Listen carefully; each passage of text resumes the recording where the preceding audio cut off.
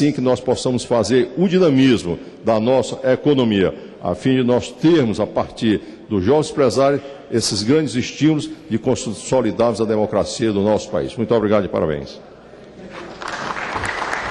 Agradecemos o pronunciamento do deputado Raimundo Gomes de Matos e convidamos de imediato o deputado Antônio Balban, pela liderança do PROS, para fazer uso da palavra.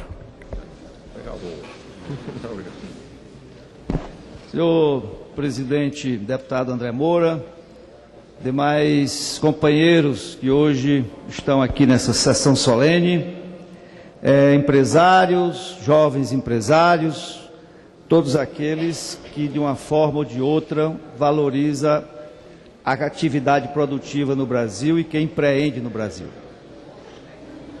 Nessa oportunidade, presidente e companheiros, eu queria fazer uma reflexão de um cenário econômico brasileiro, de uma ambiência de negócio no Brasil, onde está inserida a indústria brasileira.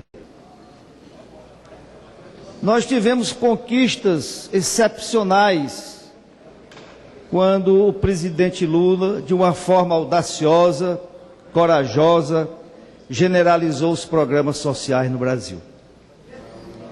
E resgatou para a dignidade do brasileiro milhões de brasileiros que viviam ainda em condições subnormais de vida, porque não tinha capacidade de defender dignamente a sua vida e a vida da sua família com o seu talento, a sua criatividade, a sua energia. E os programas sociais geraram, portanto, o atendimento às necessidades básicas daqueles mais sofridos do país, das populações mais desgarradas e menos assistidas do nosso Brasil. Há um ponto tal que nós podemos dizer que hoje, sem exorbitar muito da afirmação, que não há fome no Brasil hoje mais, como havia há muito pouco tempo atrás, especialmente nas regiões mais deprimidas, como era o caso do Nordeste brasileiro. Assim como o próprio programa social proveu a alimentação do brasileiro com o Bolsa Família e vinculou a esse Bolsa Família a obrigação de ter o seu filho na escola, na esperança que a segunda geração tivesse a capacidade, as condições que não teve uma fração importante da população atingida, beneficiada com esses programas. Ele deu também, os programas sociais deram também a moradia ou a perspectiva da moradia. E a presidenta Dilma ampliou ainda mais profundamente os programas sociais com o Brasil Carinhoso, o Brasil Sem Miséria, resgatando assim os últimos 2,5 milhões de brasileiros que ainda faltava, apesar da renda adicionada com o programa social, mesmo assim ainda vivia em condições indignas de um ser humano viver. Muito bem, mas nós não temos que compreender que um país não é rico porque tem programa social. Se vocês tiverem algum exemplo no mundo que um país que tenha programa social seja rico, é porque ele ainda não ficou rico. Ele eventualmente tem programas sociais em determinadas emergências de qualquer ordem, mas ele não tem programas sociais permanentes.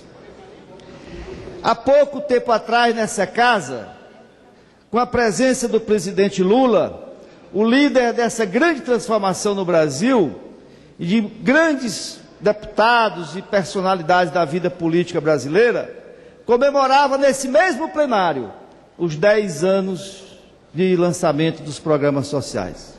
E eu, sinceramente, presidente, não sabia se ria acompanhando a efusiva comemoração dos 10 anos ou se estava porque ele ainda tem milhões de brasileiros que têm que receber uma esmola do governo porque ainda não tem condições de dignamente defender a sua vida e a vida da sua família com os dons que Deus deu a cada um de nós. Portanto, há que se estabelecer o segundo passo. E aí é onde entra o sistema produtivo brasileiro, a indústria brasileira, que tem que ser competitiva, tem que incorporar tecnologias, não justifica mais um país continental como o nosso ter uma participação inexpressiva no mercado mundial por falta de competitividade da sua indústria.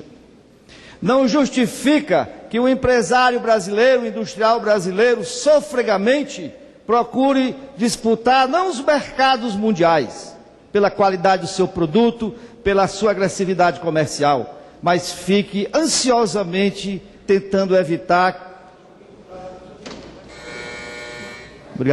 que os produtos das indústrias de outros países, gerando emprego nesses países, venham a invadir o mercado brasileiro, porque o produto brasileiro não pode competir. Custa aceitar, meus caros amigos, que os produtos lá da Feira do Juazeiro, da Feira do Caruaru, esses instrumentos de comercialização da micro e pequena empresa, não sejam mais os produtos lá vendidos, industrializados e construídos pelas mãos talentosas das mulheres do Nordeste brasileiro, e sim feito industrializado na China, no Vietnã, Indonésia e tantos outros países. Essa realidade, o segundo passo tem que ser dado. A presidenta Dilma certamente será carinhosamente reeleita pelo povo brasileiro, pelo tanto que avançou, inclusive nas infraestruturas essenciais desse país, né? A lei dos portos é uma transformação. Os investimentos feitos no Nordeste brasileiro, na área portuária, na área rodoviária, em tantas áreas, certamente a credencia para continuar dirigindo esse país, e o meu partido vai se associar a esse momento que nós vamos viver muito brevemente. Mas, no seu segundo mandato, é preciso concentrar atenção especial à substituição do papel dos programas sociais, a valorização e a criação de uma ambiência econômica, onde o sistema produtivo brasileiro, que é ele que tem o mistério de prover o emprego e a riqueza, não os programas sociais. Os programas sociais têm que ser naturalmente temporários, e o sistema produtivo tem que ser suficientemente forte para transformar esse país num país de primeiro mundo, que infelizmente não somos ainda. Mas é aí onde está a transformação, e é esse segundo passo que nós temos que criar, tirando definitivamente o brasileiro. Essa transformação, só mais um minuto, presidente.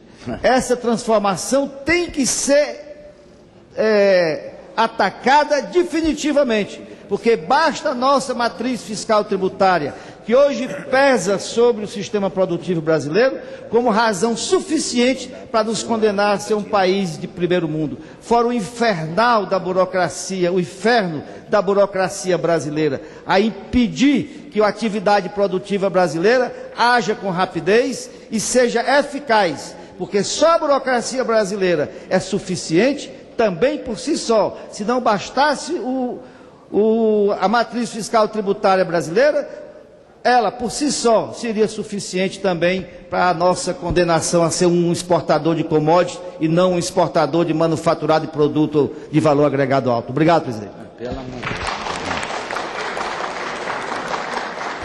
Agradecemos o pronunciamento do deputado Antônio Balban pela liderança do PROS, e convidamos o deputado Otávio Leite para o seu pronunciamento. Eminente presidente, deputado André Moura, doutor Rodrigo Paiolino, Mônica Massenberg, Paulo Afonso Ferreira. Eu também quero cumprimentar a todas e todos nas pessoas dos presidentes da Brasil Júnior, Marcos Barão, Rioishi. É uma satisfação estar com todos vocês nesse dia em que se enaltece o empreendedorismo, o desenvolvimento.